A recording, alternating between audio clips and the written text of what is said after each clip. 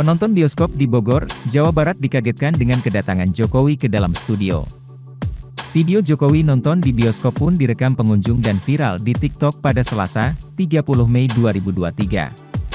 Salah satu pengunggah video Jokowi nonton di bioskop yakni akun Jujujuju. Dalam video terlihat Jokowi dikawal pas pampres masuk ke dalam studio bioskop di Mall Botani, Bogor pada Minggu, 29 Mei 2023, malam. Terlihat Jokowi memakai jaket berwarna hijau army. Ia juga sempat menyapa penonton bioskop lainnya. Mengikuti di belakang Jokowi yakni istrinya Iriana Jokowi bersama sejumlah pas pampres. Jokowi disebut tengah nonton Fast X bersama ibu negara. Nobar Fast X sama Pak Jokowi, sehat selalu, tulis pengunggah. Hingga saat ini video tersebut telah ditonton 4,4 juta netizen. Netizen pun bingung kenapa orang nomor 1 RI tidak menyewa satu studio saat hendak nonton film di bioskop. Netizen lainnya curiga ada sniper tak terlihat di dalam studio tersebut.